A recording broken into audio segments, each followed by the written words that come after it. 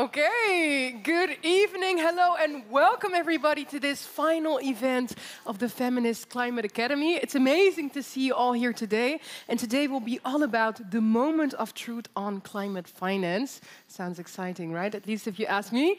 At least I am very much so. My name is Hajja Yacoubi. I am a former United Nations Youth Representative for the Netherlands, co-founder of an intergenerational network called 2100, but above all, very delighted to be one of your moderators for today, and I get to moderate with the amazing, the formidable, the incredible Mert Kourou. Welcome, everybody. I've never been introduced like this before. Very happy and glad to have you all here today in Pakhuis de Zwijger. I'm, Mert Kourou, like what George just said, actually very funny. We met each other in this exact room for the first time a couple of years ago, in a distant past. I'm part of the World Youth for Climate Justice. I'm part of the steering team, and I've also been an amazing, I think this has been an amazing time of all of you here working on this Feminist Climate Academy 2024.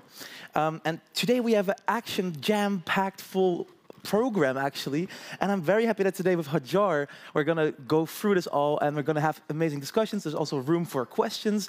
If there's anything that you want to ask, do feel free to let us know. And yeah, we're going to have a stellar set of people today that will guide us through this evening. We do, and it will be all centered around one central question today, which is, why is a feminist approach vital when it comes to the realm of climate finance? What do we need there? How do we need to be differently about it? And also, even more specifically, how could the Netherlands push for it? So what needs to happen? What sort of action do we need to see? You said it, a jam-packed program, so we'll quickly guide you through it. But it's also good to note that we'll have an amazing lineup of speakers. We have people from all walks of life. We have policymakers, young activists. We have voices represented from Pakistan, India, the Netherlands, the Philippines. We have a Dutch politician in our midst. Everything you want and more for a very important question. So to our panelists, I would say no pressure at all. Easy peasy lemon squeezy, right? But it's important to note that we also would love to hear from you today. So during the panels, if at any point you have a question, feel free to raise your hand, and then we'll swiftly make our way through you. And it's perhaps good to also note that this past months we have had young people from around the Netherlands coming together and working in this academy to bring different voices, different perspectives on crucial important topics, and those topics have been very diverse. We'll see a couple of these topics later today. And we'll be diving today, like how George said, in climate finance, a very important issue that is currently, for the past couple of years, been a major topic at several international climate conferences.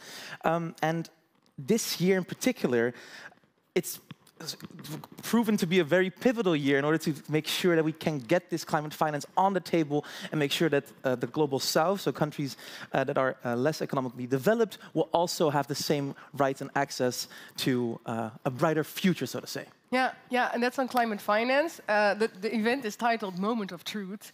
Makes it sound very anxious, maybe in a way, or you're like, okay, that sounds a bit dystopian, what's going on? But why is it the moment of truth? Well, it's basically because of the fact that in less than a week, countries from all over the world will be gathering in Baku, Azerbaijan, together for the COP. And they will discuss all what is needed when it comes to climate action. We'll be talking about loss and damages. So what do we do about the inherent injustice when it comes to the effects of the climate crisis being felt by those that are disproportionately less responsible for it, right? How do we deal with that? And because of that, I would say no better time to talk about where the money streams to. It's also good to note that the Feminist Climate Academy, it was organized by a coalition of NGOs, which is, and I will list them all, so please do give them a big round of applause, because without them this wouldn't have been possible. This is, oh, you've just made it very, very easy for me, Rico, all the way up there at the top. But can we get a big round of applause, everyone, for Action Aid, Women Engaged for a Common Future, World Youth for Climate Justice, the Lowlander Project, Nederland Maakt Impact, and of course, all of this in collaboration with Pakhuis de Zwijger. Yes, and it's good to also know that over the past months, young participants have learned about the causes, consequences, and solutions to the climate crisis. And this was done with a special focus on the roles of women who are living and are thriving, actually, on the front lines of the climate crisis. They didn't just learn and reproduce. No, they also took action and created ideas. You'll see their projects on display. I mean, some of them can be visible already on the stage. There's also more, obviously, in the bar area, so on this floor, so you've probably seen them while you were walking in. And some groups will even take the time to showcase their amazing projects on stage tonight through this event. So a lot of amazing things to come by later tonight, and also you'll get inspired, perhaps to maybe join on an action or maybe create a new action on your own. We're not giving away everything just yet, but what I will say is maybe we can start with a little example, because, I mean, help us understand, Mert. Is this just stuff that still needs to be cleaned? Did you bring this from home? Yeah, What's going on? What's going on in this corner? Well, you would almost think that seeing this trash bag here means that we haven't had the time to clean it up properly. But actually, this is part of an action created by a group that was part of the Academy this year. And their idea was to showcase how quickly we have come to accustom to seeing trash be part of the public space in global south countries. But when it comes up, when we talk about trash in the global north, we quickly are a bit, well, weirded out by the fact that we see it so publicly displayed. So the way that they try to prove this is by showing that we are surrounded by trash from the global north countries, but we're putting it away and basically creating a pile of trash in the global south. And a great example could be, for example, clothing that we discard because we don't like the fabric after one use. And this form of action tries to show, and you can also scan the QR codes here and also in the bar area to see and explain what exactly they are trying to tackle and what they're trying to show and achieve with this. Look, what if a neighbor dumped their trash in your garden? Exactly, and that's what we are currently doing to our neighbors in the global south. Yeah. And that is something that we should address and also not get accustomed to. So that's why it's shown here on stage, right in front of your faces, so that you always keep that in the back of your heads throughout the event.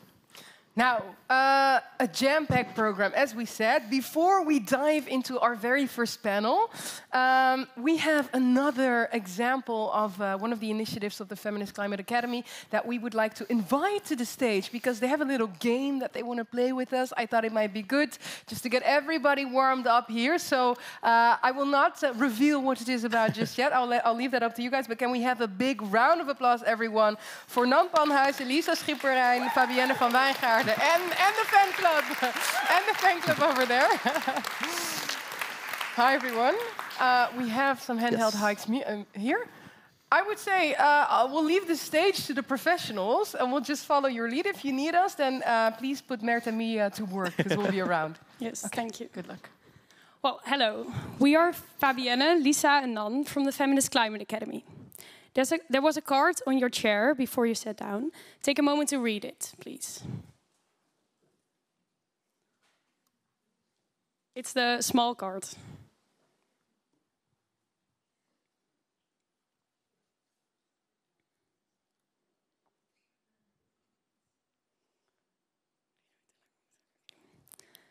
We will now read out some statements. Please stand up if you think this applies to your card.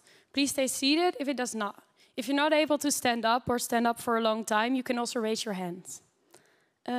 Please don't change your position until we have read the next statement. And don't forget to take a moment to look around and see in what positions your neighbors are in. Oh, we hebben die klikker. Jij klikken. Okay, the first statement. My actions have a negative impact on the health of others.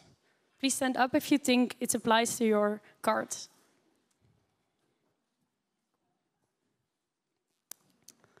Okay. The next statement. I suffer from the damage caused by the climate crisis. You can change.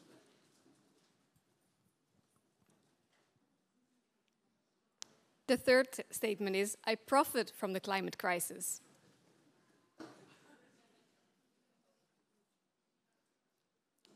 The fourth one is, I take responsibility for my part in causing the climate crisis.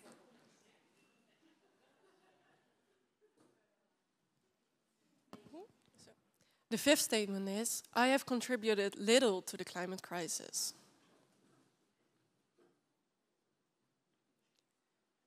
And the sixth statement is, I receive adequate support and compensation to deal with the effects of climate change. Okay, thank you for participating in our game. Now we would like to evaluate this with you with the help from our lovely moderators. So are there any volunteers who would like to share how this game made you feel?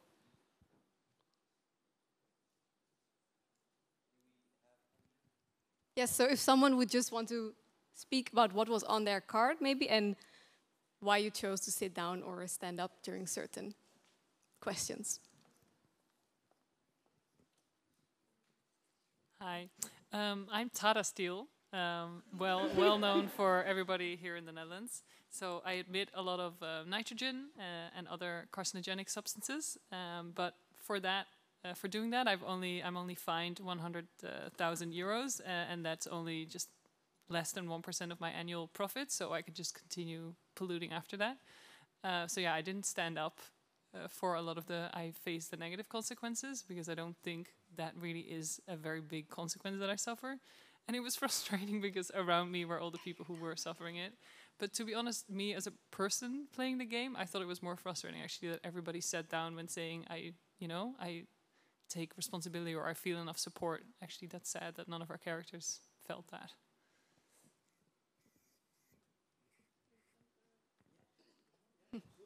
Yeah, one more, please, maybe from the other side, from the back of the room.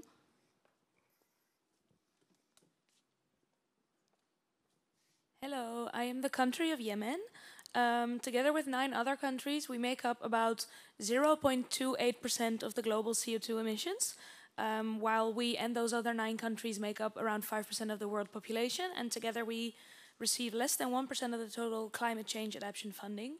So I stood up for most of the things where we didn't really get represented adequately, because it kind of resonated with the card. Thank you. We would like to invite each of you to find each other after this event or maybe during a break to talk about your experiences and your card and maybe the cards of others. We will also place all of the cards in the bar area afterwards, so you can look at the other cards if you want to. Everyone is a part of the climate crisis, only we all contribute in different ways. And following that, we would also like to ask you to look at the other pink flyer on your chair after we are done with our presentation and maybe scan the QR code for the other group. Yeah, because they have an action, I think on 14th of November, if I'm not mistaken. We have solidarity with the other groups as well that are not able to present. But please check their action as well and yeah, participate in it as well. Because we did this game because the climate crisis hits the most vulnerable countries in the world the hardest, even though they contribute the least to the problem. And that is why this unjust system must change, and we are advocating for a radical overhaul of how the Netherlands currently is addressing its financial responsibility in terms of the climate crisis. Our game has shown that the current system is unequally divided. With its historical emissions and relative wealth, the Netherlands has a key responsibility in paying for the climate crisis. It is time for the Netherlands to pay its fair share by increasing climate support and committing to genuine climate justice. Additionally, this climate support should primarily consist of grants, not loans. Otherwise, we push countries into a vicious cycle of debt. This is not only unjust, but also unsustainable. The Netherlands, with its historical emissions and significant wealth, has played a major role in global warming. So, we call on the Netherlands to take responsibility in the global climate struggle. This means we must reduce our investment in fossil fuels and pay our fair share of climate finance in the form of grant rather than loans. Only then we can ensure a fair and sustainable future for the countries currently suffering the most from the effects of climate change. It is time for justice and accountability. It is time for the Netherlands to pay up.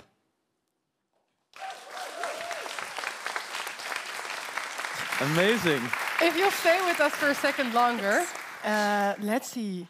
Thank you so much for doing that. I see. I was also too curious, so I saw some empty cards, and I was just sneakily just checking what are the other rules. I can imagine that people might want to know, like, what is my neighbor? Let me see. Before we let you guys go back, I was just really curious. What inspired you to come up with this game in the first place? Like, how did it start for you? I think it started. At the start of the Feminist Climate Academy, we had a weekend, which was kind of a kickoff, and we did a privilege walk. In which we got a role, and we actually kind of played what we did here as well, but we needed to step forward or step backwards. Yeah.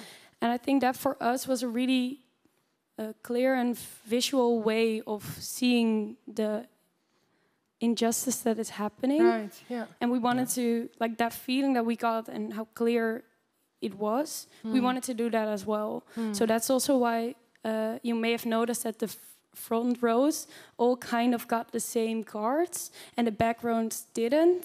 That well, they all got the same card, but different cards than the first rows. Right. Yeah. And it's also because the front, for example, were Tata Steel and Shell or the Dutch government. That's also because with a privilege walk, you need to look backwards if you have a lot of privilege.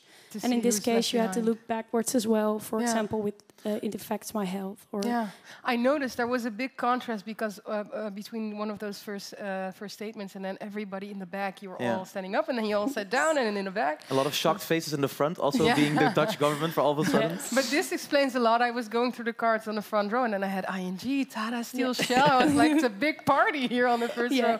Okay, but thank you so much, and I love what you said to everyone. Please do keep those cards in mind and speak with each other about it later on as well. So once more, can we have a big round of applause for everyone? Take them down, Yes. Now. And it's, I think, almost time to go to our first panel of today. Yes. And this is not just an ordinary panel, Hajar. This is a panel consisting out of amazing, amazing people. I mean, we should not wait any longer. We should introduce them. I think so too. So let's do it. Can we have a big round of applause, everyone, for first of all, feminist leader on climate justice from Pakistan, Hira Amjad. Then also program coordinator of the Humanitarian and Peace Building Unit at CARE Philippines. A big round of applause, everyone, for Anshe de la Vera, and feminist climate youth activist from Pakistan. Also a big round of applause for, last but not least, Aisha Amin. Yes, and please feel free to take a seat, grab a drink. Actually, you can sit over there. And yes, on the microphones. All good, yes. And I would love to start with Anshe, because you work in the... Is the microphone on? Yeah, but I need the clickers. Of course, yes, absolutely. There you go. Because she needs a clicker because she has brought some photographs for us. And Anshe, I'm wondering, you work for CARE, the organization in the Philippines, and I'm wondering, but I think the public is also wondering, what does your job exactly entail? Hi, good evening, everyone. I'm Anshe. I work with the Humanitarian Peace Building Unit at CARE Philippines. So we are a small team. We work with local non-government organizations, with communities that are affected by disaster after disaster. And these are some of the most vulnerable communities in the country. And we help them with response interventions to help tide them over, and also with disaster preparedness and risk reduction interventions. And what kind of disasters have these people been suffering in the past couple of years, for example? As many as you can name, probably. Yeah. So hydrometeorological disasters, oil spills, drought, conflict, many times over in the whole Philippines. And these are happening simultaneously, one after the other. It just keeps piling up. You know, people don't have time to recover before the next things come. It's just a crisis after crisis after crisis. Wow.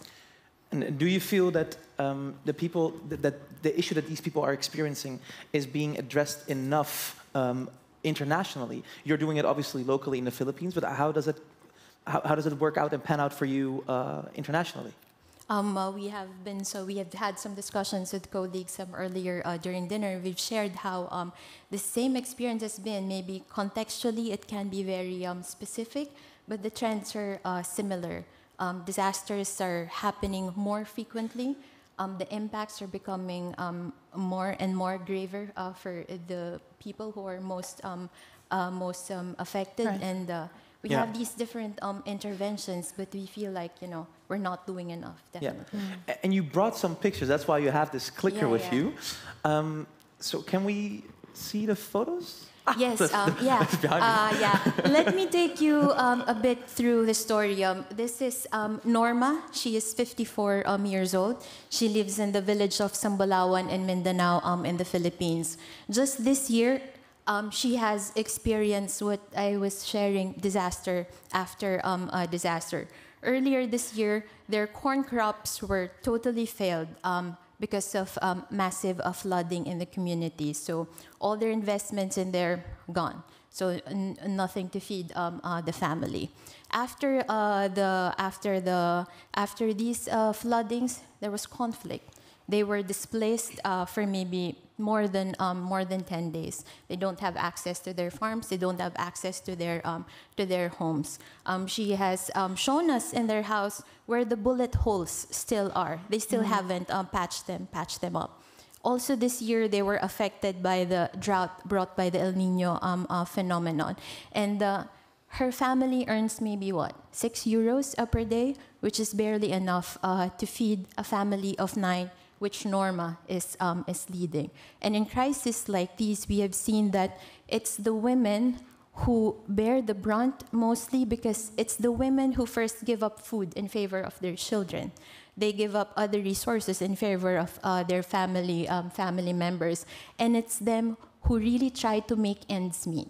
So here we can see that these are the different things that she does for a living. She catches fish, she dries them, she sells them.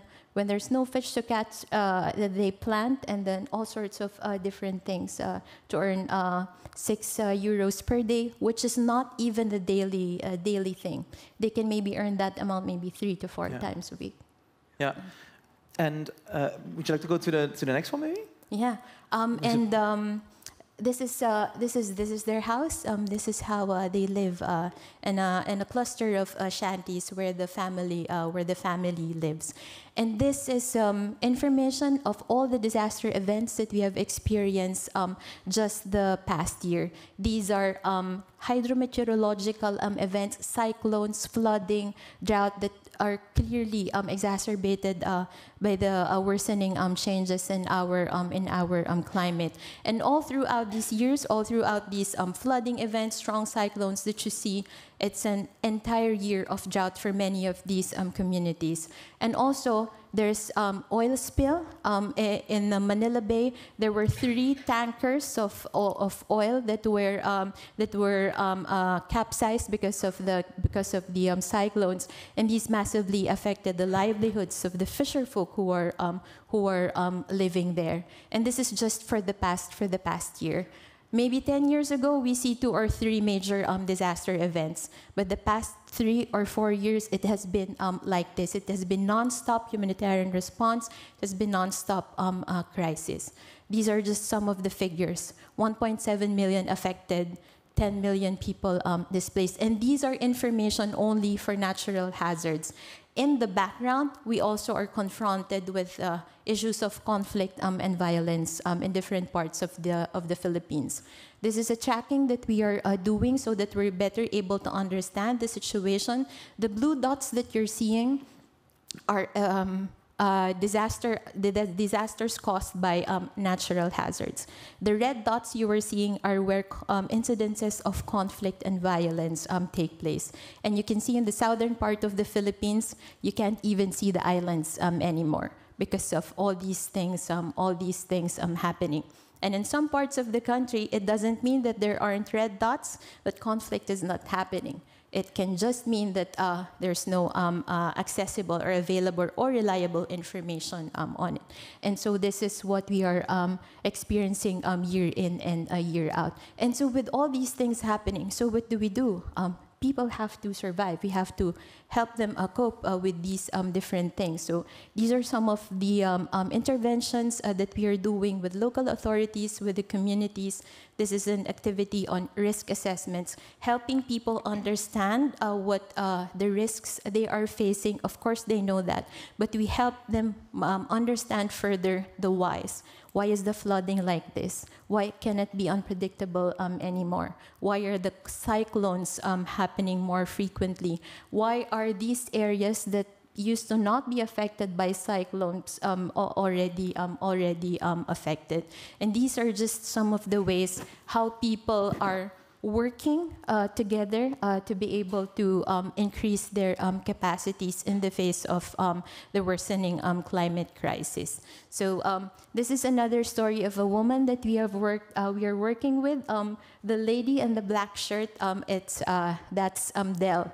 She started working with us, attending activities as a representative of her husband. But then she realized that she has her own strengths and that it's something that she also wants to do. Eventually, she became part of the Community Risk Reduction Committee, and she has been very active in that space since, going as resource persons in Senate hearings on issues on risk reduction and climate. And there are many more other women like Norma and Del who are working in these. Thank you so much. And it goes to show indeed that it's not only one individual, it's a group. It's massive groups of people, women in this particular case, that are coming together to work on this, which is commendable and amazing to see.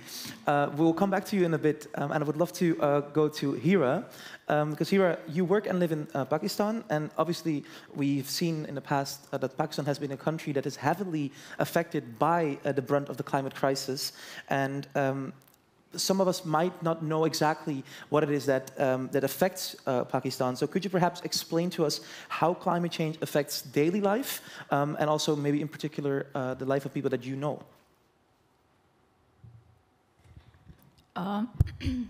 Thank you so much. So I just have a small request. So I am a neurodivergent person and I am autistic. So it would be really helpful if all of you would look elsewhere and not at me, so I would be able to speak comfortably. Thank you so much. So I have a video here for all of you. And before I give a little bit more context, yesterday when the organizers shared with me that it's going to be around 100+ people in the room, it immediately knocked the breath out of me, and I was like, how am I going to do that? Because I was mentally prepared for like 40 to 50 people from Pakistan. So that was the first shock that I got.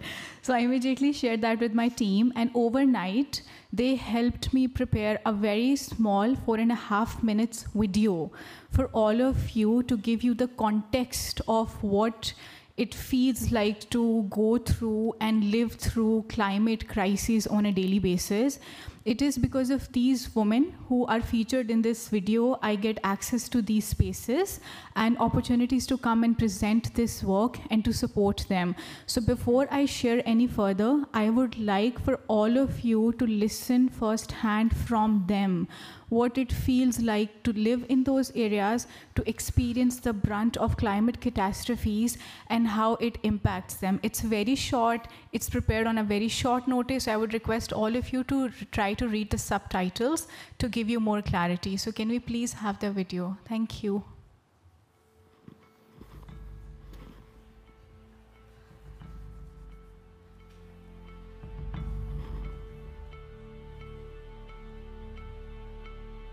ये दो जो areas हैं ये disconnect हो जाते हैं flood की वजह से, तो यहाँ पे यूजुअली ख़वातीन का हॉस्पिटल्स तक एक्सेस जो है वो रुक जाता है। कभी कभी ये भी होता है कि बहुत ज़्यादा फ्लड की वजह से सारे कनेक्टिंग ब्रिजेस जो है वो बह जाते हैं। अगर इमरजेंसी है जैसे लेबर है या कुछ और, तो फिर वो उनके लिए उनकी एक तरह से लाइफ जो है वो रिस्क में चली जाती है। चुचो छोर बजानो मशरी में जाने से जमा खाना से रोता। रात का टाइम था तो हम लोग बैठे हुए थे, अचानक बारिश हुई, ज़ोर से धमाका हुआ जैसे कि बिजली आपस में गिरा जाते हैं। तो लोगों ने शोर मचाया कि भाग जाओ फ्लड आ गया। तो हम उस टाइम पे सिर्फ बच्चों को उठा के हम भाग गए। تقريبا جولاي 25 تاريخ همش क्या गोशोइना ये साई होन गिती है शायद होन गिती इतर खमा जुरजी है। जैसे हम गेट खोल के बाहर जाने वाले थे दौड़ने के लिए भागने के लिए तो मैंने देखा ये वो सारी वो जो सिलाबी रेला होता है वो मेरे दरवाजे पे पहुंची है ना, तो मैं बहुत डर गई बच्चों को लेकर। अब कहीं भी जाने का रास्ता हमारे पास नहीं थे। दूसरे साथ एक मेरे घर का छोटा सा गेट है, वहाँ भी जब मैंने बाहर देखी तो यहाँ से भी वो पानी बहुत ज़्यादा आ रहा था। दिल मशीरी जहनी दी है औरतना सुरा बोजियत बोझाई के औरतना सुरा औरतना ये बोजियत हो है तान दे कोरिया है कार अच्छी बोजियत भी तिशे भी को औरतना नि मसाई बोजियत भी तिशे के माहवारियो मसाले दी बोजियत द मशीरी को 15 दिन बोयन महीना बोयन बांध लो भी थी हते तकस्मा बेच चुनियन। वहाँ पे ज़ाहिर है एक ही वॉशरूम था और हम लोग वहाँ पे थे कोई 200 के करीब लोग। इंतहाई मुश्किलात का सामना होता है क्योंकि पानी गंदा होता है, इस वजह से यूटीआई प्रॉब्लम होते हैं। और जो साइकिल होते हैं ख़वातीन में माहवारी के, इसमें हम यहाँ पे अक्सर लोग पेट इस्तेमाल नहीं करते, कपड़े इस्तेमाल करते, उनको धोने में भी मसला होता है। हम दूर दराज जगहों में जाके पानी अपने लिए लेके बचा के ले आते, फिर उसी तरह अपना वो मसला ज़्यादा होता है।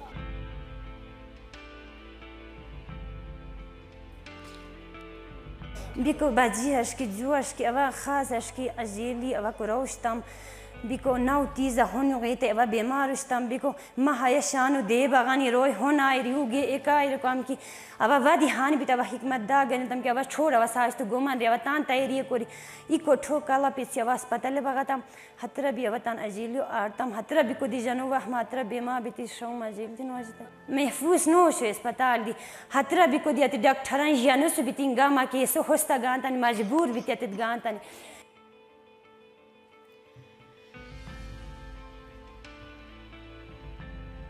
ये हमारे जहन में एक बड़ा खौफ हो गया और बच्चों के जहन में भी खौफ हो गया। हाले को इस पर हतगार हत किस्म बितियात तगार इस पर जहन काफ़ी हशकी इस पर दिमाग कमज़ोर बितिशे इस पर खुश नो तारुरान भी कुछ पर परेशान हमश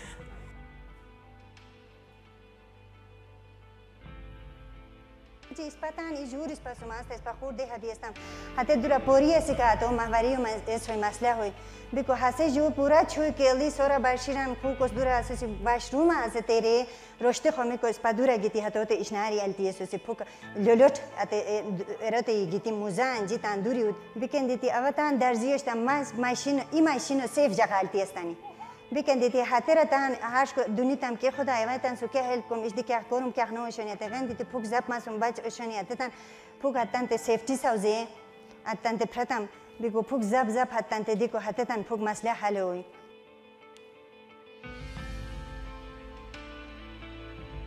खुशकिस्मती की बात यह है कि हमारे जो 11 घराने हैं मेरे इलाके में, मेरे गांव में, वो थोड़े से फ्लड के हवाले से महफूज है। इसलिए हमारे जितने भी करीबी रिश्तेदार जिनका घर फ्लड के जद में आता है, हम इन लोगों के इंतज़ार में होते हैं कि वो लोग आएंगे, हम उनका वो करेंगे, उनकी मेहमान नवाजी करेंगे, उनका ख्याल रखेंगे।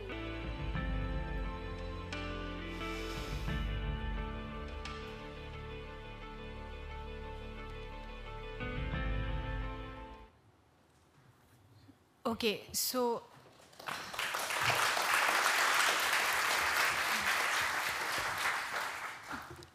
just for some context, that this is the lived reality of so many people who are living in climate impacted areas all over the world. And it's reciprocated, it's replicated, and the situation is getting worse. Because like we keep hearing, climate crisis, it's not here, it has already been here for a long period of time. We just haven't acknowledged its presence. And the impact that young girls, women, non-binary folks, trans persons are experiencing and facing in our part of the world is manifold. And they already don't have access to resources, opportunities, and these kinds of weather events, they take them way behind. And this is in direct contrast with the leave no one behind agenda that we continue to talk about in global spaces, CSW, COP, and so on and so forth. But where is the action? When we come to these spaces, I can't stress this enough that the only way we can support these communities is through flexible feminist funding. We need access to money that is unrestricted, that gives us the option to design community-based solutions. Like the women that you see in these videos, all of them belong to approximately 10 to 15 villages which are further apart from each other. And so one solution which is applicable in one village is not practically implementable in the other.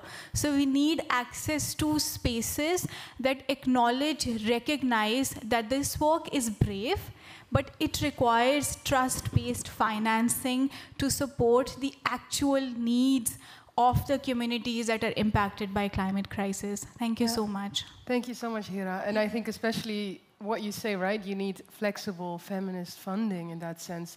It really speaks to the criteria. It's almost like the technicality that we often see with finance mechanisms, that, you know, there are some things that make it hard for people to be able to access these loans or the funding that is available.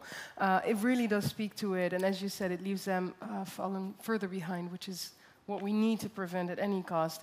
Aisha, if I can go to you, I mean, the video really showcased very well, right, what the widespread impact also is of the climate crisis. We saw a lot of extreme weather events, but then also, then again, how that affects sanitary health, right, and access to menstrual products, how that disproportionately more affects women in society. Besides the extreme weather events that we can speak to in the context of Pakistan, what are some other structural consequences that you see in the country when it comes to people being affected by the climate crisis? Okay. Hi, everyone. So Hira has the video that Hira's team has prepared. Did show us the context. So my work, my organization's work is also in the similar context. You're talking about structural challenges. I just want to add a bit of context, more context before we talk about that. So in 2022, Pakistan saw the worst climate crisis that in our country's history, which affected around 33 million people.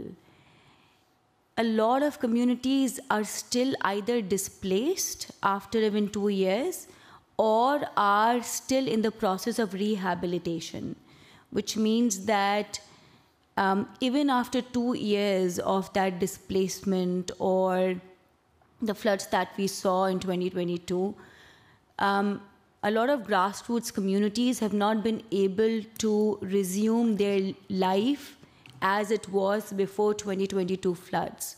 So, for example, a lot of communities, a lot of people have not been able to rebuild their homes because it takes a lifetime of savings to build a home, right? And a lot of these homes were washed away in the floods. We also saw a lot of infrastructural damage in terms of hospitals, in terms of roads. So a lot of places have makeshift bridges because the actual infrastructure was damaged and has not been rebuilt, which again, if you add the gendered lens, because the work that we do is with young girls and women. So I would really like to bring the gendered perspective of losing a home, of the increase in the unpaid care that a lot of women have to do, the school dropouts, early child marriages that a lot of young girls are going through. We have this new term in Pakistan called monsoon brides, which means that in places where it usually rains a lot, so the families know, okay, this is the time of the year, especially like this is very common in southern Pakistan. Like this was the term that's getting popular in southern Pakistan. That's where I'm from. So the families know the season when it usually rains a lot. So around that season, there's an increase in the number of adolescent girls getting married. Wow. Because families lose income because of floods and flash floods. So the idea is that the idea is that they marry them off so that they don't have to take the additional burden. Wow. Right? So just to give the context of, so many interlinked challenges that affect young girls and women because of the climate crisis. The access to health anyways is a huge challenge for young girls and women in the country, but because of the infrastructural damage, the access has become even more difficult. So for example, there's an area that we work in, which is in Azad, Jammu and Kashmir. Right. So there's a community that is cut off from the main city. And because of the landsliding, it can take many hours for a pregnant woman to make it to the hospital. So, bless you. Sorry. Bless you. Yes. So, and in terms of structural challenges, the problem is that gender is also not prioritized even outside the context of climate crisis, right? Yeah. And when it comes to climate crisis, the question is, why do you want to talk about, that's what we are asked, why do you want to talk about gender all the time? But the thing is, that needs to be prioritized, right? It's a symptom of the fact that, the patriarchy in essence is everywhere. Exactly. And then within climate, you see it exacerbates everything so much faster and so much harsher that becomes even more prominent and visible. Wow. I'm still thinking about what you said about monsoon brides. So basically, early marriage, marrying off as an economic proposition because otherwise people cannot protect their livelihoods, right? The roads that you mentioned, the hospitals, people not being able to get back to communities. So it's like the long-term impact that you also display. Antje, if I can go to you. I mean, you showed us these images and these stories of some of the women back home in the Philippines that you could speak to. And I mean, it went to show how their lives are being affected by the climate crisis. At the same time, I'm also curious to hear from you, how would you say that the morale of people is being affected by the climate crisis? Because I mean, when you share the story of Norma, but also Maridel, I mean, what she's doing, it's very admirable in a way, right? But then again, the reality is quite bleak. I mean, when we look at the science, what it's telling us, it's quite bleak. How do you see that affecting the morale of people? Especially in times of crisis, we see severe effects on the mental health and psychosocial well-being of the people. We see spikes in MHPSS cases. Wow. We see spikes in gender-based mental health and psychosocial cases. Spikes in gender-based violence in these areas. And these badly affects the way that people live.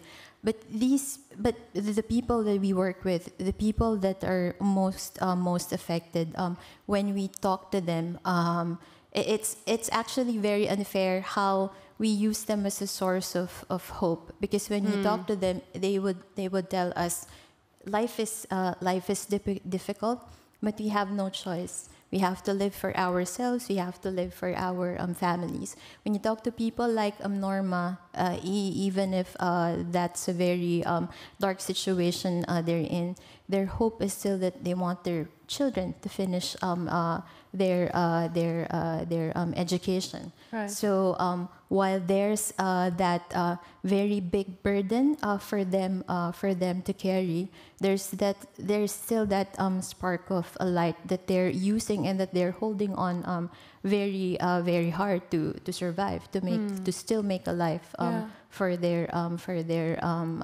families. Yeah, but then again, indeed, if we say, oh, this is so hopeful because they're going at it, at the same time, it's a fundamental necessity. They have no other choice, right? So yeah, it's a lot to put on a person as well, then on top of everything they're experiencing. Yeah, thanks for sharing also. Hira, if I can go to you. I was curious because, of course, I mean, the video so eloquently showcased what the impact is, right? And how it's affecting people, what's going on, how the long-term impact sort of snowballs further on. I wanted to hear a bit more about the work that you're doing. I mean, of course, the foundation that you're also founder of, you work very hard to sort of pressurize against this. Can you maybe just make it tangible for us what it is that you're exactly doing as a foundation?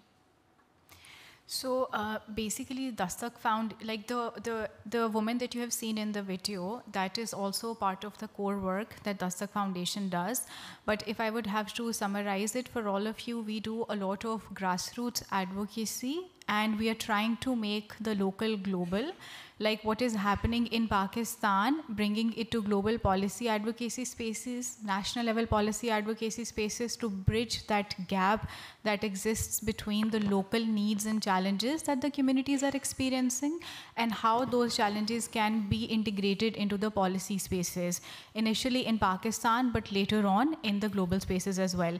If I would break it down further, we do a lot of work on sexual and gender-based violence prevention directly with survivors. Then we work on the sexual and reproductive health and rights of young girls, women, and non-binary communities in Pakistan. And alongside that, we are working on feminist climate justice. So there is a lot of intersectionality between the policy advocacy, capacity building, and the community engagement work that we are doing.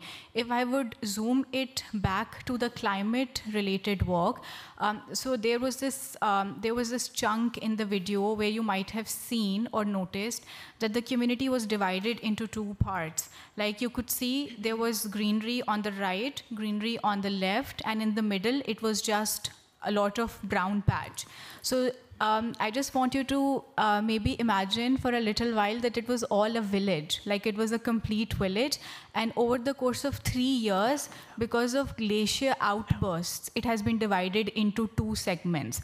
Now, community is living on both sides, but we don't have hospital and school on one side. So when there is active state of flooding, the community does not have access to essential services or resources. So that's where our work comes in. We are trying to create local solutions to address the needs of the communities that emerge in times of climate crisis. Like as part of our work that is being funded by multiple donors, we are creating indigenous reproductive health structures to support communities and to let them have access to essential services during crisis. Similarly, there was this woman who was featured in the video. She's a seamstress. So she stitches menstrual cloth pads for the community. So we have supported her, and now there is a whole network of seamstresses in like 20 villages which are stitching cloth pads. So they are distributing them during crisis. So like the work is around creating indigenous interventions to support the communities in times of crisis. And that's where climate financing comes in, that we are coming to these spaces to ask where is the money and how we can bring that money to these spaces to help further the work that we are doing. Thank you. Thank you so much for sharing. And that's so amazing. That's amazing work. I would like to continue with Aisha, because I'm really interested in, could you perhaps elaborate a little bit more on your own personal experience and from your perspective? How do you see that young women are being affected by this, or women in general are being affected by this? And when we talked about before the patriarchy, how does that fight against you in your work that you're currently doing? Oh wow, that's a very loaded question, because I am a victim of patriarchy, I think, every single day. Wow, how are young women being affected by patriarchy? Is that what you want? Or climate, like? Yeah, maybe that's a good, yeah, let's go with that, like that, yes. Okay. I am really not sure what perspective, like what angle perspective I should give, because I definitely have a lot to say on that. But just like, because you are also asking about my personal experience. Exactly. And because we're also talking about climate finance and the feminist lens, so I would want to speak from that perspective. Again, you know, like I lead a women-led, youth-led grassroots organization in Pakistan. And those of you who are from civil society would know that youth-led and women-led and grassroots, these are the three. So youth-led organizations underfunded, women-led underfunded, grassroots underfunded. But then if you're a youth-led grassroots, you have everything. Yeah, you are like the most underfunded organization. And then you are working for climate justice and sexual and reproductive health. gender, words that the governments do not like. So just from the personal experience, navigating, because what we work on, we hear lived realities of people every single day. So even coming into spaces like these, it has a trade-off, right? Because when we come spaces, we're constantly working remote, like we are connected with our teams. It's a trade-off. We have to. So it's always a struggle for us to even look for funding, right? How do you make that trade-off? You end with a very interesting question. Is it worth the mental energy and the capacity? Because you also know you're dealing with an inequality and it's costing you energy, which makes it like double unfair in a way, right? But then at the same time... what motivates you? How do you trade that off, right? Because the question is also, if it costs so much energy and at the same time you need it, what do you end up doing? So that's a really good question. And I am also really navigating that space. Policy advocacy space is something that was a need for the work, right? Because as organizations, maybe perhaps we don't have enough resources to create an impact that a policy change can create, right? That's what brought us into policy advocacy space. Because during disaster response in Pakistan, we saw that the government's response is completely gender blind, right? Now the thing is that whether is it worth it to invest that energy is the question that I am also navigating. I really don't know if that's, maybe ask me that after 2 years. Okay. I don't know. But I think it's a very fair point that you're mentioning, because that's often the unequal thing with work like this, is that you're also one of the people that is living the thing that you're talking about, right? You're not just somebody that, you also deeply care about it, but you're also a woman living in Pakistan that is seeing all these extreme weather events. You listen to the stories that are being shared, and then when you do the work, you don't just do the actual work, but you also do the emotional work and the mental work. And I think that's, I can imagine, by the way, in the meantime, people are listening in. Maybe there are some questions brewing at the back of your minds. Is there anybody in the room that has a question to our panel? To either one of our panelists. I see a hand going up all the way in the back. I think it needs to say. We can hear you. Yes. Yeah, cool. So first of all, I wanted to thank all of you on the panel discussions for bringing us such an interesting and inspiring discussion. And I would just like to respond to the last answers that you've had. And I feel like as someone who's advocating for education and human rights in China, so I definitely understood the struggle that it goes through, compromising with the local governments, as well as pursuing the necessary need into advocating and into educating the public as well. So I was just wondering, it's a questions for all of the panel discussions. So how do you make sure that the climate funding has enough autonomy to not be used as a political agenda that might have been influenced by local government policy direction when the government is not in favor of, for example, climate investment or gender-related issues as well? Thank you. Very good question. Who is willing to answer, to be the first to answer this question? Yeah. Answer, yeah, please. Indeed, that's it's a tough spot, because we want climate funding to be available, to be accessible, but we also need to make sure that it's it's not used as it's not politicized, it's not weaponized. That the money is really used for the development and for the safety of the people, of women. One of the things that you've seen is that. It was mentioned already earlier that these interventions should be community-based. We should ask the people, we should ask the women, the girls, the men, the boys, what is your situation and what are the interventions that you're seeing need to be done. And to be able to do that, we need to help them strengthen themselves. We need to help them organize themselves. In our work, community organizing is very much key, because it's difficult for you to act alone. you need that network of community members. You need that network of villages who will help each other claim their rights, understand their rights, and claim their rights, and form programs and policies that address what their needs are, whether it's access to farm inputs or farm equipment, whether it's access to health services. So it's that collective action of the people for them to be able to work together on these interventions and to make their governments accountable to what's needed. Because one of the things also is that we say we make this funding accessible to the people, but sometimes it feels like we're putting all the burden on the people themselves to be able to act, to adapt by themselves, to do sustainable development by themselves. But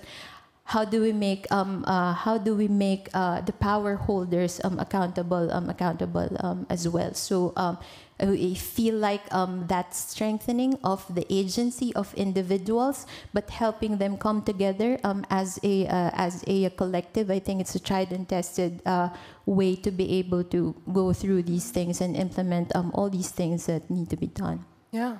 Absolutely. Thank you so much for answering it, and thank you for asking the question. In the meantime, we are racing through time.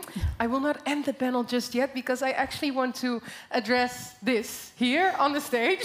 I don't know if any of you were wondering, why is there a bridge, an unfinished bridge, which is a detail that, of course, has a reason, and there's somebody in the room that can speak more to that. But why is the bridge on the stage? Well, it has a lot to do with the gaps that we need to bridge together.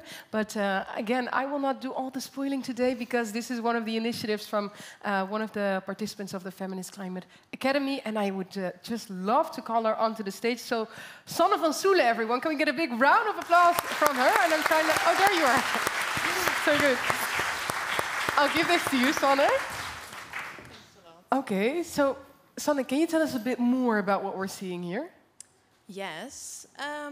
So I'm one of the group members of, well, we call ourselves the Feminist Green Deal. The Feminist Green Deal. Yes. Oh, I love that. But we are part of the Feminist Climate Academy, to be clear. So yeah, I can talk about it in 1.5 minutes. Is that okay? Take your time, yeah. Okay. So yeah, we already heard about it. But for years, climate policies, the pillars of this bridge have been established. But yet still we find ourselves facing a gap, well, literally here, in a gender-just approach, both on paper and, as said, in action. We need to recognize that climate policies become truly effective only when we incorporate essential components, well, as what you need for a bridge. By including diverse voices and centering experiences of people that on the front line of climate change, we can bridge this gap and create climate policies that address the challenges faced by marginalized people. A feminist approach is therefore the only thing and the most essential thing. All of us together, you, us, activists, policymakers, and also the affected communities, together we can add these essential components. And therefore we can bridge the gender gap that climate policies really need. At the end of this night, we would like to have a finished bridge. And before we asked a few of you, but now we would like to ask the panelists and the upcoming panelists to add something to this bridge and what is needed for the future climate policies to really create a just, inclusive and feminist policy. So we as a group, I'm just one of them, but we would like to end with together we can bridge the gap. Amazing! Woo. Can we have a big round of applause, everyone, for Sanne van Soelen? Thank you so much, Sanne. Thank you so much. It goes to show, right, how creative an idea can be, and especially in Amsterdam. I think this bridge will probably be stolen by the local city council to put over the eye. So who knows? Nice, but it's also a nice idea, right? That today we're finishing this bridge together. As you said, some of the people present here, you might think, well, I put something on the bridge. It's visible right here. But then the question is to the three of you. what component would you like to add to not just Sanne, but Sanne and her team, the Feminist Green Deal team, to their bridge to sort of bridge the gap when it comes to a gender-just approach within the climate crisis? Hira, can I maybe start with you, if you would add something? So the two things that are coming to my mind immediately are, one, accountability. Okay, I like that. And the second is feminist, flexible funding for grassroots indigenous solutions. But it starts with accountability. Okay, I love that. So accountability and then feminist, flexible funding. Very concrete one, and one that sort of is a value that we need throughout. Anshe, what would you add? We've seen in the examples that the climate crisis is really affecting people's access to their basic needs, their basic rights, and I think it's really the essentials that we need. For me, we need a development that works for women everywhere. Wow, development that works for women. I love that. Yeah. Aisha? More women from affected communities in decision-making spaces. Yeah. I love that. I think those are incredible latches to add. I'll leave it to Sanne to do, and then at the end of the evening, we'll make sure that we finalize this bridge all together. So once more, I will ask everyone, can we have a big round of applause for Sanne, but also to our incredible stellar panel. Thank you so much. Thanks for sharing everything. Amazing. Yes. I mean, I'm very impressed by the way the bridge even holds up so amazingly. We still have a lot to discuss today, and we've just heard from amazing activists. Once again, thank you so much for being here with us. But we're moving on to our next panel, and this panel is more about policy advisors, policy makers, and politicians. And you're probably thinking, well, aren't those maybe activists as well? Well, you will find out soon enough. Some of them an affirmative nod on the first row there. I'm not going to point any fingers, but I know a couple. We'll hear from them today. They will share some stories with us, and I will introduce the first, who is not with us present physically. He is Harjeet Singh, and Harjeet Singh is joining us from India. Harjeet is the Global Engagement Director at the Fossil Fuel Treaty Initiative. He's an activist advocating for climate and social justice globally. I've met Harjeet I've stood next to him during COP protests, shouting and screaming, and he's very vocal, he's a very good chanter. His work has involved assisting countries in responding to disasters, climate impacts, migration, and in bolstering adaptation and resilience programs. Harjeet, did I forget anything? I think that's enough. Thank you very much. Harjeet, could you please tell us more about we'll just give you some time to share a pitch with us, because you're not with us presently right now in Amsterdam, but we can all hear and see you. So I will just give the floor to you. Thank you very much for having me here, and I'm sorry I'm not there physically. Probably good, because I'm saving some carbon by joining online. And thank you for the opportunity to speak. So I'm sure you all are aware about the work that we are doing, and as we are on road to COP29, it's really important for us to understand the significance. And in the previous panel, we have talked a lot about the need for finance, and particularly the feminist perspective. Even to enable that, what we need to do is to see whether the money that is needed is adequate to support climate action around the world, and particularly in developing countries who have been demanding climate finance for decades now, and we have not been able to provide them sufficient support. So what we need at this COP, which is seen as Finance COP, to really be successful, and for that, developed countries have a very important role to play, including the Netherlands. First of all, is to recognize the historical climate debt that countries like the Netherlands really owe to developing countries. I know there are certain words which are not used in UNFCCC negotiations, but the reality is, when we talk about climate finance, it's about reparations, it's about compensation. And the way negotiations are conducted, these words will never get into formal agreement, but the spirit that we need to apply when we talk about climate finance has to be with the reparations and compensation perspective. And that's where we need to talk about the range of climate action that is needed. mitigation, adaptation, and addressing loss and damage.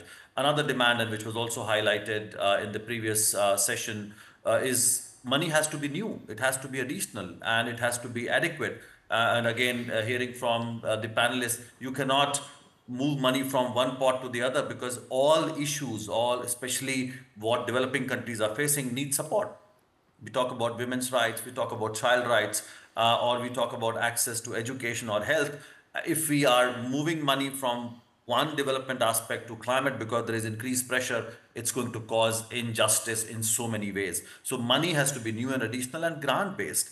Again, we heard previously that the debt is mounting and we cannot allow climate finance to add to that problem. So we really need to look at how we need to make the money available, which is in the form of grant and equitable and gender responsive. So again, I would urge Netherlands to really play an important role as part of the EU and as developed country to make sure that enough money is available and also move money from bad things to good things. And let me name those bad things. Please stop insuring companies that are involved in oil and gas projects abroad because we cannot increase the problem. We know that fossil fuels are responsible for the climate crisis, and please stop subsidizing the fossil fuel sector, be it tax breaks, be it other forms of state support.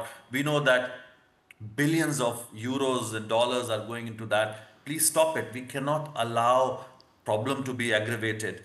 Every fraction of warming matters, and every barrel of oil and gas that's going to add to the problem. So let's move the money from bad things to good things and save the planet. And this is our time as we go to COP29. Amazing. Thank you so much, Harjeet.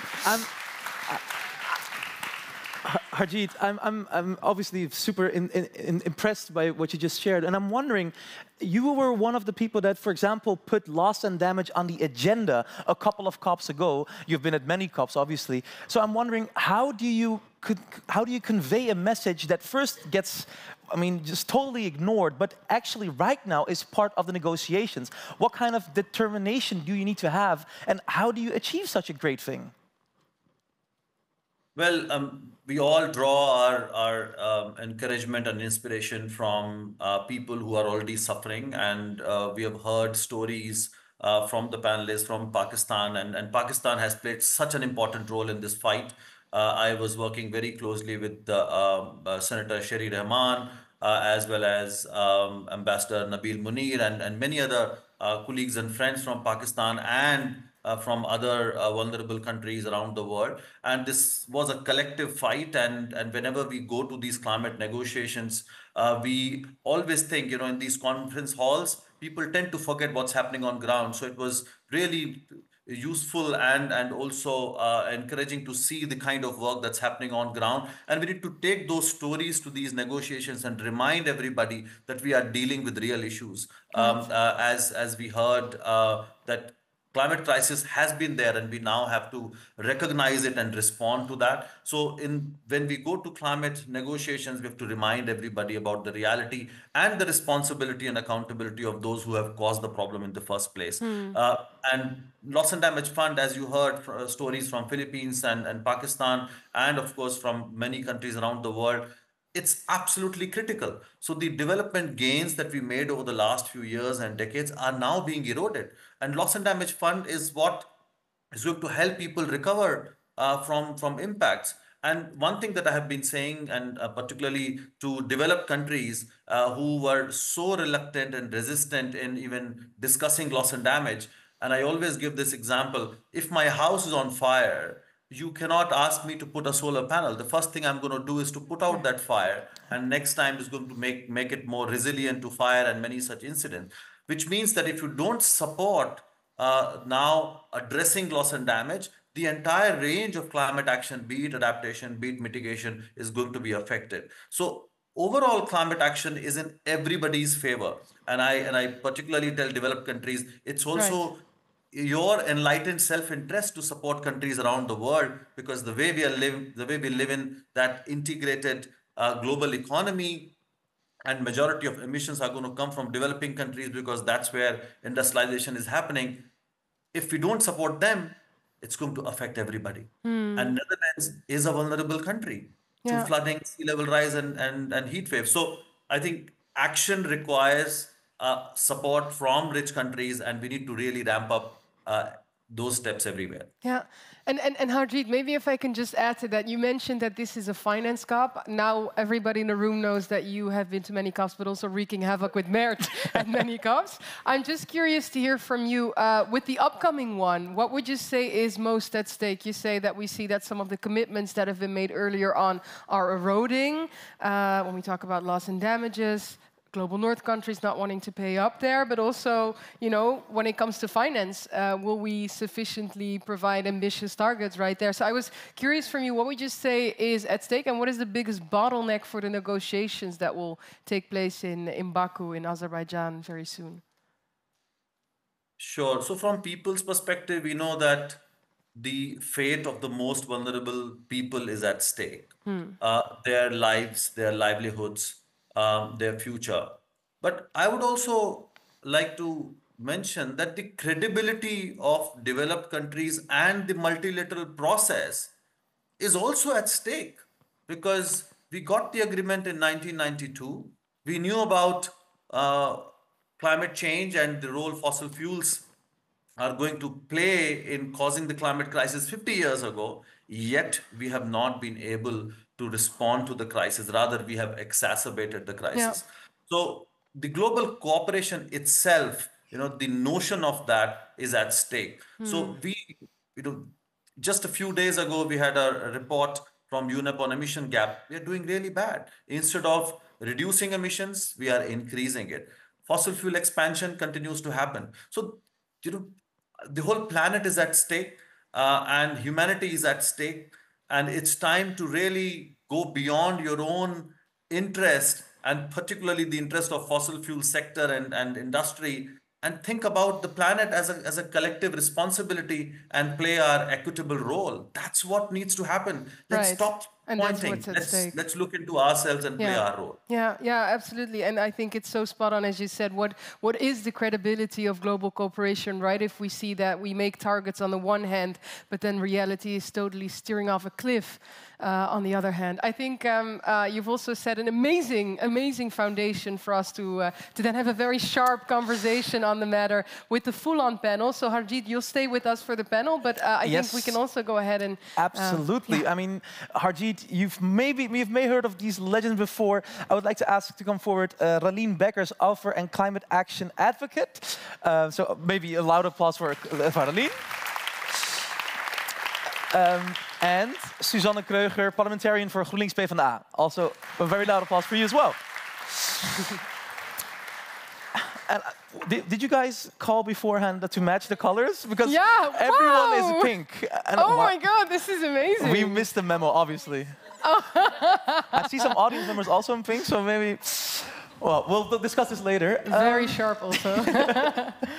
I'm very intrigued because, Suzanne, you're going to COP this year on behalf of the Netherlands. Who is part of this delegation? Why are you going? And with what kind of feeling are you going this year? Those are big questions, a lot of questions. So I'm a member of parliament for the Green Party together with the Social Democrats. And there's always a parliamentarian delegation, and basically people can sign up. And well, we signed up, and two other colleagues of mine from the BBB, the Farmers' Party, and from NSA. NSA. Yeah, I was thinking how to translate it. The new social contract. There you go, easy translation. But we're not part of. Well, we're not part of the actual delegation that does the negotiations. You're the parliamentary delegation that's there to observe. Let me just ask this as an objective person. I can imagine that maybe some people in the room might be curious that you mentioned BBB, which is a farmers' party, and you know they are very.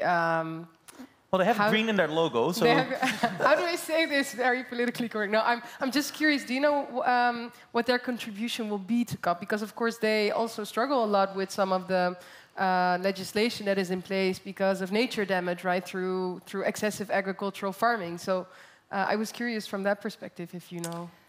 Yeah, I'm curious from another perspective, which is that we just had the sort of the climate scorecard for the Netherlands, which basically gave the Dutch government a very, very, well, what is it, a F or something, something very bad.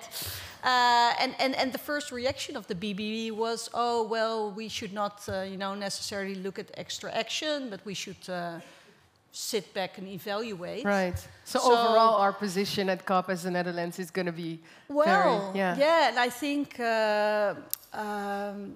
it's a very challenging position because there's such a strong, clear need for a bold move from Europe, but also from the Netherlands, from saying, okay, climate justice requires certain things. And if you talk about gaps, there's a really big gap between where the Dutch government is now.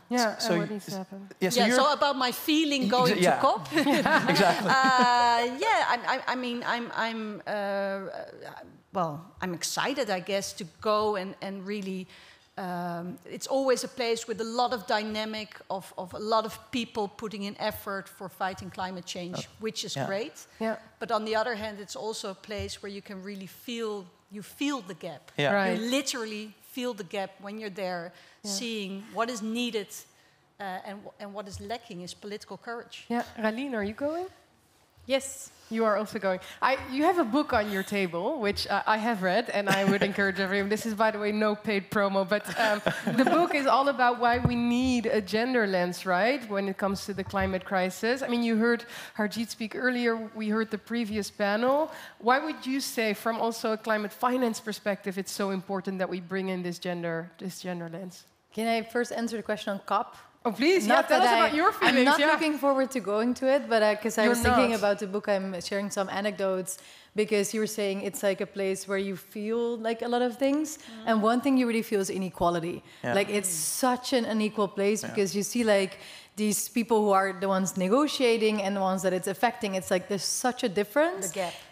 There's a huge gap, and there's also, therefore, like, I describe it as like it's really a breeding ground for inequality, also gender inequality, because one, there's very little female negotiators, or at least lead negotiators. But do you know how many women experience like sexual harassment there?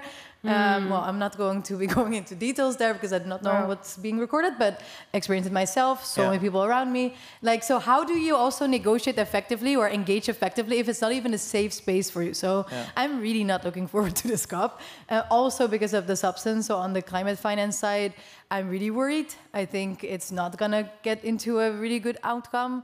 I think we still need to try really hard. I'm not sure if it's gonna be possible to finish it this COP, but that also gets to the disconnect between the negotiation space and its effectiveness and what's happening on the ground, because the impacts are going faster and faster and more intense and more intense. They cost more, but we can't get to some sort of solutions. And I do not know if COPs are enough, if COPs are right the ways they are now. I also don't think, I think government needs to be held accountable. I'm currently trying to work for one and doing a good part in that. But it's not just governments, it's also we need to hold all the others accountable. So how do we also mobilize financing from the polluters? And how can maybe governments play a role in that, in taxing them correctly so that we can use those flows to compensate? It's very interesting to see, because we have two branches of government basically present here discussing on how they will act with this COP. They're both looking at each other like, which branch am I? But since we've just listened before to the to the activists from the Global South. And maybe just for a second, because you didn't say which government branch you're from. Well, I'm here very much on a personal title, but I also work for the Ministry of Finance. Yes, that was that's good to explain. I saw some squeezing eyes and brains crackling and wackling. But she's here not in that capacity whatsoever. Just Forget so you know. that last part. You can talk to me later. That's just extra content. But we have heard the stories shared by the panelists before, and I'm wondering, so you have been to COPs before, Susanne. Yeah. So the voices of young people like Antje, Hira, and Aisha, do you believe that they get heard enough in the Dutch parliament or in general? Yeah, No, no, and that's. I mean, I was thinking about what I was going to put on my piece of wood. Yeah, very good. And I think for me, I mean, I'm a representative, right? So I'm elected, an elected representative, but it feels that that we are not in contact with people enough that are actually affected at the moment by climate change, and especially those voices, to make them heard. Yeah. And I think as an elected representative, all of us, all 150 of us, should be not only listening to Dutch citizens, which is our constituency, but also to those that we impact with the policies we make. Yeah. I mean, our parliament makes decisions about fossil subsidies or about big fossil projects or about lacking climate finance. I mean, then we should be hearing those voices. And those voices, well, we tried it by inviting people to parliament, but yeah, it's not always easy to get those voices heard. Yeah. So that would be definitely one of the things that should be a lot better. And we shouldn't need a COP, you know, we shouldn't all have to travel to Baku for that. Yeah. Yeah. There should be other ways. I mean, it also speaks to what you said, Raline, about the power dynamics in place there, right? I mean, if that's already on, and I mean, some of the things you said there, they range from very wrong to quite stark and bleak, especially when you talk about violation in that sense. But if that is already the disbalance in power that we see at the place where the content is going to be discussed, how are we doing with the content when it comes to placing a gender lens on climate? Do you want just a positive story? Because I only have bad give me the things to say. realistic. No, I think the realistic is what we need, right? Yeah, I don't think really well either. Also building on what you were just saying, like, it's really about institutionalizing the perspective, because oh my goodness, so often you just bring in a speaker and you bring in this, but then they go away and nothing changes. And I think we need to stop those kind of shows of like you get to be outside, be there, but it's still not in the space. So I think we need to think about solutions, and I don't all have them, but of how do we bring that more in the actual process, in the actual decision making. And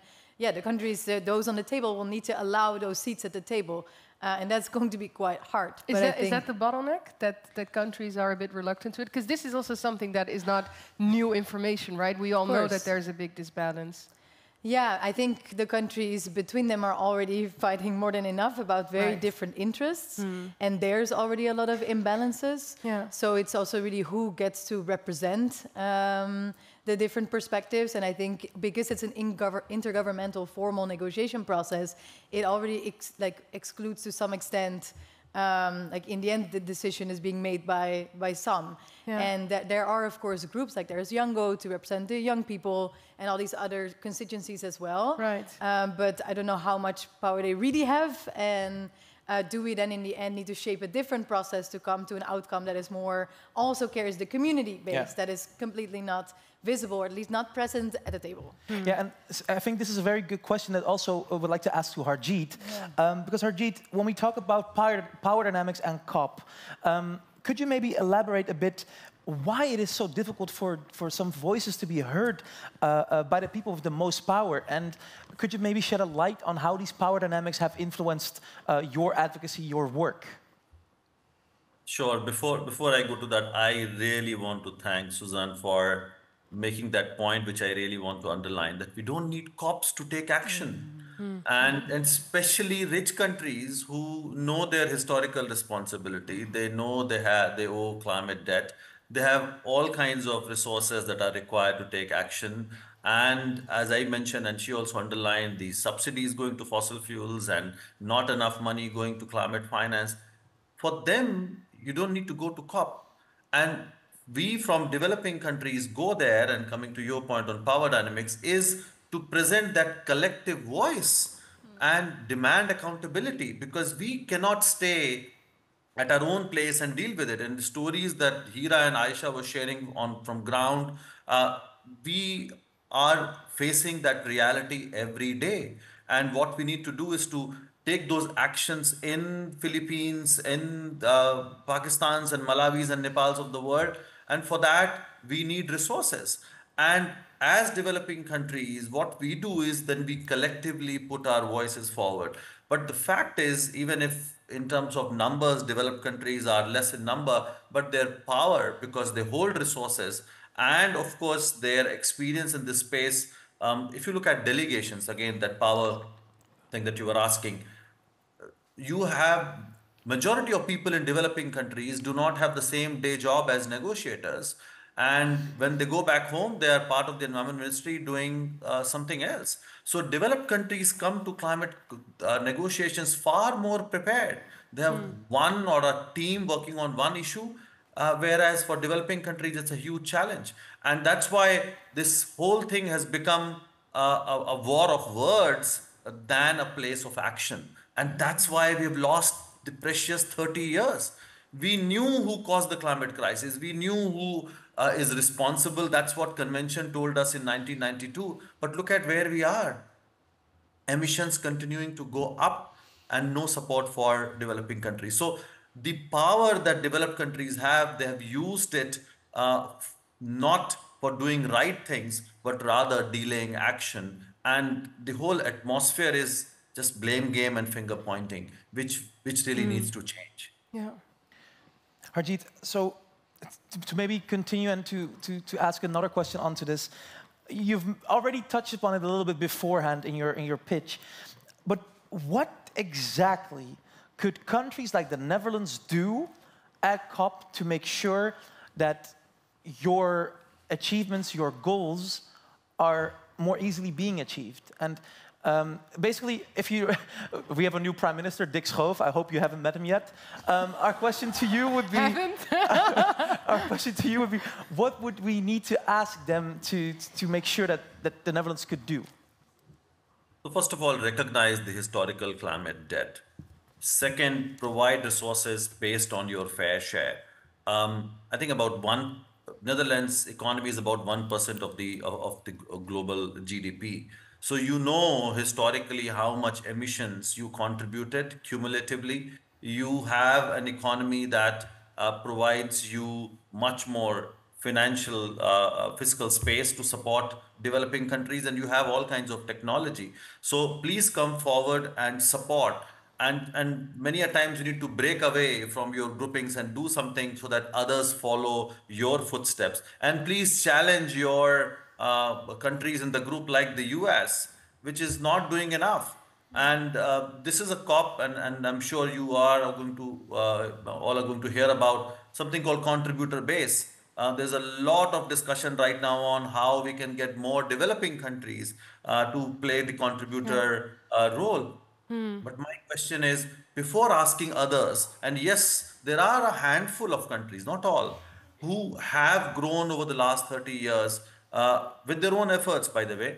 Right. We are asking them to pay when rich countries have not played their fair share. So for Netherlands, please pay your fair share, demonstrate leadership, and encourage others to follow suit. Yeah. Suzanne, Remy, we can... Well, how do you listen to Harjeet's answer?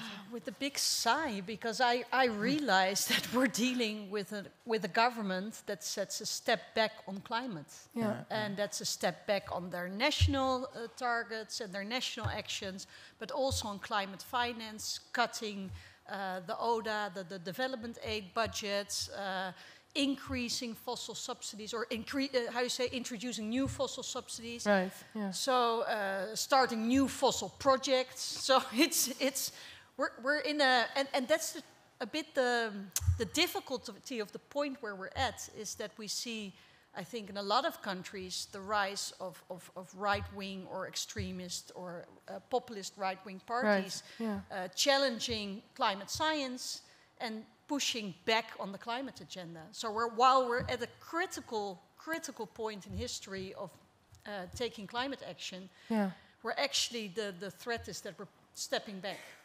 At a time where we really can't afford it. Where we really can't afford it. Yeah. So so my answer is, this is something that, I'll be pushing for in Parliament, others will be pushing, but we're with a small group at the moment. Yeah. I mean, our Parliament has a strong right-wing majority. Yeah. And just on the gender issue, for example, I remember raising that in Parliament, and you know, one of the extreme right-wing politicians sort of started making a joke about it. Really? Oh, is it now about gender? Right, climate is now all about gender. Oh, wow. You're like, well... Yeah, Raline. So, yeah. No, just to echo, I have a very similar feeling, and I'm just thinking voting matters so much, and it's almost November, and I mean, can't repeat this enough, but like, we know 1 week from now, it's gonna have an impact. So we can't hope more, we can't do more to make sure the US election does not go bad, because if a week before COP this happens, it's going to impact the US in negotiations, and the US is already quite terrible to deal with in the negotiations because under anyone they're really tight on the financing question because their parliament wouldn't really allow a lot. But the same happened here, like last November, and things are not necessarily looking good. If there were to be new elections, it looks like it may get even worse on the right side. So I think we really need to think about how do we change like the story, the narrative about why this is important, connect to the people, connect to the impacts, connect to the change that we need. And I think that needs to be a different story. So I hope, with your party and some other more progressives, that we can at some point change this tide, because I'm really scared of what's happening. And I mean, you say we need to share stories, right? And Susanne, you mentioned the fact that when you mentioned in Parliament that we need a gender lens within the realm of climate, that it's being ridiculed almost. How do you sort of look at that, Raline? Because I know your book, it speaks so eloquently to the fundamental necessity of needing that gender lens within the climate crisis.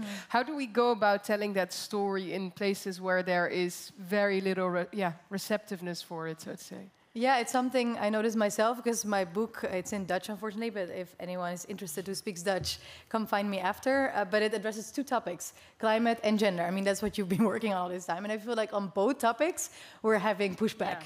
So like combining the two. It's connected. But it is connected. And I think we need to not lose that connection because we need more women. We need gender equality. We need this feminist approach to be able to take effective climate action. Because one thing I was thinking about in this finance discussion is there's two sides of this. One is, where does the money come from? And two, where does it go? Because the money is not going to the communities where it needs to reach. So it is about how do we set up structures that are different and structures that are not like top-down, managed by the rich, but like actually are equal. And those are more like feminist attributes that we need to implement in organizations, in funds, and that I don't see happening yet, but I think that would be the solutions that we need to work towards and therefore not lose that connection between the two. Yeah, an inclusive way of hearing different voices. Also not very surprising since Raline also has been a UN Youth Delegate before in a distant past. I am wondering if there's any questions from the audience right now for our panelists, and I see a finger already over here. You were quick. Very quick. We're going to get a microphone to you, all the way to the front. If you could stand, that would be amazing, that everyone can see you. Introduce yourself. Maybe also good for the panelists to know who you are. Sure. My name is Carlijn. I am with a group from the Feminist Climate Academy. And I have a question for the audience. Oh. And for this, I need you all to answer me directly and to use your voice. Wow. So, what color are the shirts that they're all wearing? Pink. Yes, good. And then, what color is this flyer? Pink. Pink. And then, what's your favorite color? Pink. That's actually true. Okay, so we have 3 times pink. We've heard from the speakers that, well, all these things, I wrote a few things down, but obviously now my phone is not opening. This is all not planned, by the way. We have no idea what's going to happen. I am so curious what you're going to say. Honestly. What we're going to say is, this is maybe not a coincidence. We have created an action to present our collective voice and demand accountability from our government representatives. This is aimed at our Minister for Climate and Green Growth. So please all scan this QR code and let's hold accountable our Minister of Climate to do the right thing and also break away and allow others to follow in your footsteps. Send this along. On 14th of November, the Finance Day on the COP, we're going to create a LinkedIn storm to target Sophie Hermans and to tell her that it's time now to put money into the Loss and Damage Fund. Thank you. Amazing. Thank you so much. Amazing, indeed. That's amazing. I was so curious, though, I must say. I thought, where is this going to go? But I love that what you guys are doing in a LinkedIn storm. Yeah. That sounds exactly what we need. It also explains why her finger was the first one to go up. I mean, Yes. this was, Yeah, it kind of indeed. makes Ooh, sense. that's a good point. Any questions to our panelists? Because we are at the end of time, so it would be good to get a couple in. I see one Yes, here. here at the very front. 1 second for the mic. Thanks. Also, please stand. Stand Yes. up. Hoi. The national policy of a cabinet is not hopeful, I agree. But we are part of Europe. And don't forget the last 3 years with Frans Timmermans and this Green Deal and tax CSRD and the whole impact of this. And also the hopeful signal for the coming next years. It's really important. On European level, if we decide that there is hope and perspective, then we have to deal with it in the Netherlands, and that's hopeful. Don't forget it. Okay. So I will translate that into a question. Yeah, exactly. Does the EU make you hopeful? Thank you. No, thank you. I mean, for me, it's quite difficult. I mean, I couldn't forget Frans Timmermans because he's the leader of your party. You so see him I every think day. about him. No, but on a serious note, no, of course, and that's an incredible legacy of a Green Deal, and that legacy is put so much legislation into how do you say in train that keeps going. So it's also a legacy that keeps giving. So in that sense, Europe is a beacon of hope in that sense. Although I must say that on climate finance, what has now been put forward. So Baku, basically, they're going to Baku with a bit with empty hands, and it's very difficult to negotiate with empty hands. Yeah. So Berlin? that does worry me, and I do think that sort of backslide, the right-wing backslide, we see in various European countries. So there is a strong push coming on European climate policies. Yeah. And I am worried that the fossil setback is happening. Yeah. Maybe just very briefly, I don't know if everyone is aware, but in the negotiations, the Netherlands actually isn't a separate negotiating entity, it's the EU that negotiates for us. So I think it's a really excellent point. And maybe a suggestion for the campaigners, there's also Wopke Hoekstra. So he will likely be the lead negotiator, I think. So that could be another target for a good outcome. He's not easy to miss. I mean, it's not difficult to miss, yeah. Oh. I do want to ask, if there's one more final question in the audience, and not a comment or a statement, but a question. Yes, over there. Oh, the pressure you have to end on a question mark. So I'm also in the Feminist Climate Academy. Amazing. And I have a question for Suzanne. You mentioned that, right-wing parliament, what that does. I have still a question. What do you feel that you can do as one of the 3, I think, people there? What can you promise also the people maybe here giving all their stories? Beautiful. Yeah. What will you fight for? That's a really lovely question. Thanks. So for me personally, I think what I can do is really try to connect with as many people as possible during COP and bring back those stories to Parliament. And even though, it's then channeled through me, but at least, to really hear and connect with a lot of the people from impacted communities, a lot of the gender and rights activists from the Global South, a lot of people will be there, and it will be an opportunity to connect.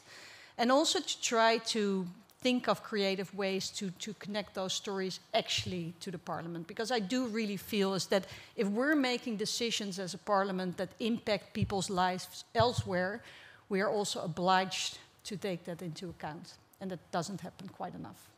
Arjeet wants to reply? And maybe briefly, because we are almost at the end of time. And I'll push for the fossil subsidies, I'll say before. Because that's the main topic I've been pushing our Dutch government for, so that there has been a platform on fossil subsidies that the prior minister, put in place. And now the Dutch government needs to continue with that. Yeah. Arjeet? let me make two very quick points. One for Suzanne and one for Elian. So Suzanne, when you are championing the cause, I would like to invite you to become also a champion of the fossil fuel non-proliferation treaty and call for it. I would love to connect with you and talk more about your leadership in this space. And Elian, your point on the US, all of us are nervous about it. But I must underline, we are dealing with a choice between bad and worse. Imagine this is not a Trump government, but US is the largest fossil fuel producer and has not paid its fair share of finance.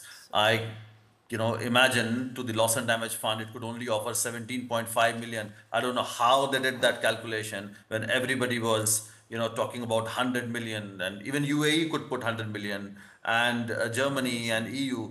So I think we need to also make sure that US, whatever administration comes in, meets its fair share, and you playing that role as part of the EU and not really hiding behind the US, rather pushing US to play its leadership role as per its fair share. Yeah, it's really all about accountability beyond that, which is one of the things that our previous speakers put on the wooden latch. And now you know where I'm going to next, because you alluded to it earlier, Susanne. I want to ask all three of you, it's very clear that we have a gap to bridge. What will you add to the Feminist Green Deal team? I said it correct, right? What would you add to the bridge when it comes to a gender-just approach within the climate crisis that is needed? Yeah, so directly connect representatives with impacted communities. So make that direct connection. Right. So breaking the barriers between those. I like that. Raline? Changing financial systems and funding structures. Ooh, and how would you change it? I know that's I'm brief. How would you seconds. Page number 240.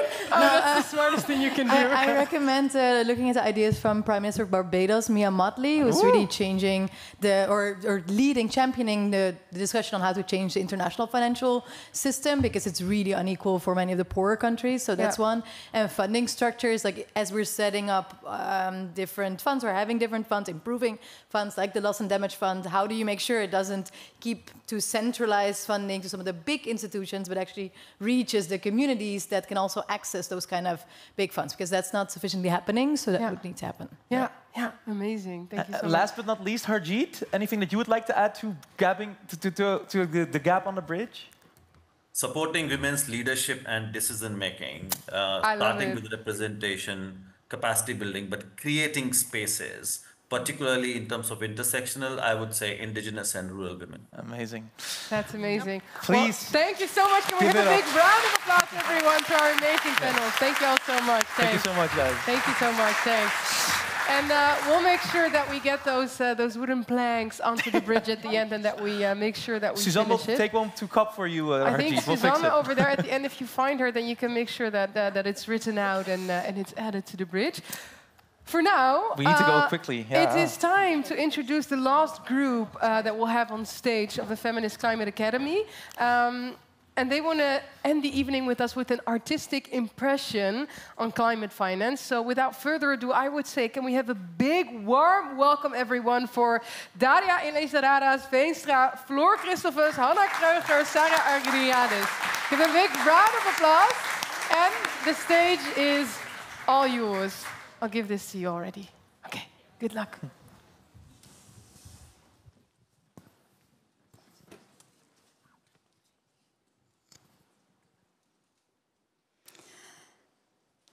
Second-hand grief. Second-hand grief. Sometimes I grieve over things that are no more. More often, for things that still are. I grieve over water through which the world under the surface you can see, the velvety honey scent of newborn crocuses at winter's end, the rainy smell of wet wood, and swimming in water on which in the cold you once stood.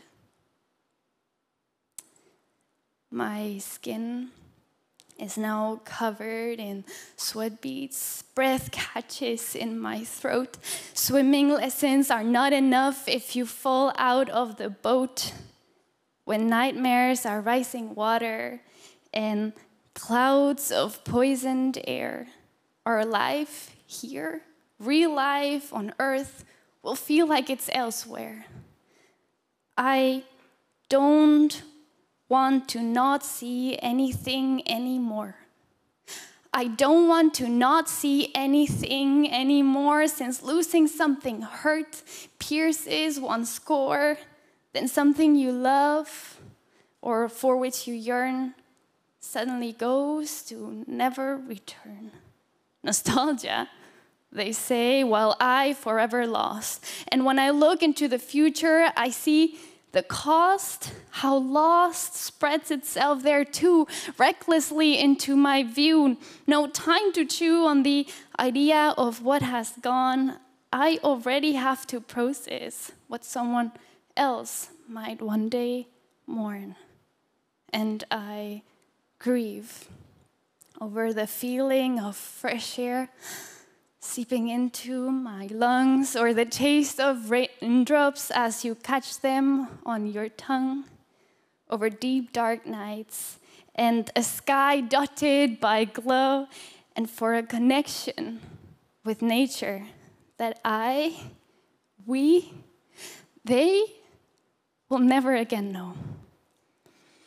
I no longer feel solely for myself.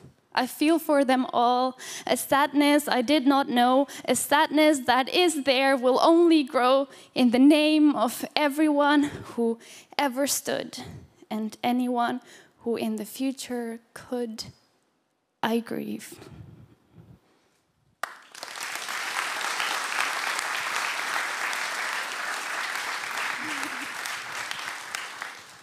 Thank you, Daria, for giving a voice to our feelings. And we, as FCA Group, tried to give a voice by making this scene, Gender and Klimaat. But actually, it's not me who's supposed to be on the stage telling a story right now. It's them. These women from countries most affected by climate change. It's their stories that need to be heard. And therefore, we gathered several stories like these, different artworks and information about gender and climate in our zine. And we would like to invite you all, before you leave tonight, to take one of our zines home with you and read their stories. Thank you.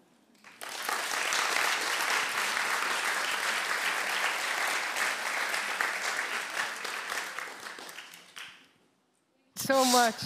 Wow, I'm still processing the wonderful poem, and yeah, it's beautiful that you've brought them to the stage with you, even though they couldn't be here with us. Something I think we can all learn from, to share the stage with people that actually are ones who should be central. So once again, please give a loud, massive loud applause for this amazing group.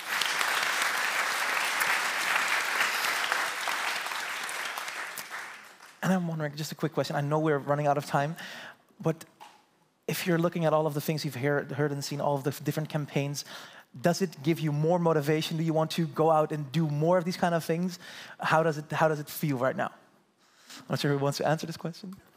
Sure, I had a great time helping create this lovely zine. We actually have one of the people who we interviewed right here in the front row, Rihanna, who's from the Netherlands. We have stories from different countries in there, and I kind of want to give this zine to everyone I know and be like, do something with this, read these stories and implement it in policy or in other types of work that you do. I work in the energy transition and I try to do that every day. So yeah, it's made me more active actually. So yeah. Thank you so much. Thank you so much. Can we once more, everyone, have a big round of applause for Daria, Floor, Hannah, and Sarah. Thank you so much. Thanks. Thank you so much. Yes. Now, I want to say one thing, because time and time again this evening we have seen some of the initiatives presented by some of the members of the Feminist Climate Academy. Not everyone presented their initiative today. Some did in a very cool manner, which I really loved. But I just want to take a moment. Can I ask all the people that have been a part of the Feminist Climate Academy to stand up for a second? If you can, stand up.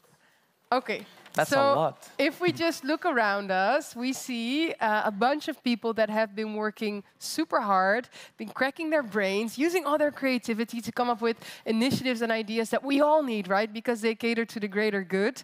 And I just want to say a very big thank you, because of all your work, you know, we're going to see these great initiatives, but it's also part of the energy that sort of keeps us all going, right? To see that you're putting your best foot out there and that you're trying to, you know, make things work, even though the science has no reason for optimism, even though we know that we are in a dire political situation. I think it's the most courageous thing and the most needed thing for all of you to then especially put your best foot forward. So can I ask everybody for the biggest, the best round of applause that you can give to our amazing participants of this year's Feminist Climate Academy.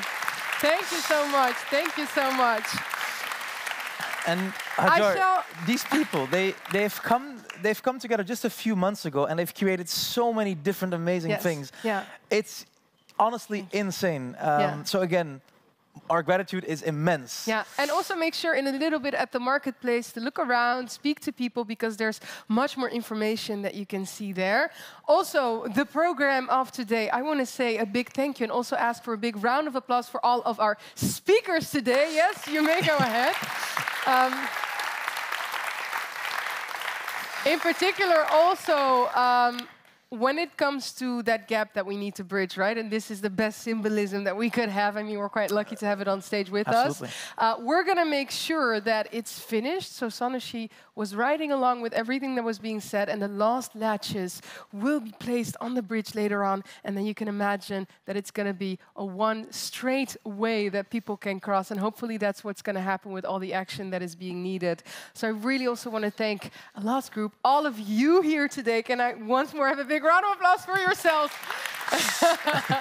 Thank you. And now I promise I won't overburden your hands with all that clapping, because at some point it gets a little itchy, right? And we need to end on some formalities. This event was organized by ActionAid, Women Engaged for a Common Future, World Suite for Climate Justice, Lowlander Project the Netherlands, Nederland Maakt Impact, and in collaboration with Pakhuis de Zwijger.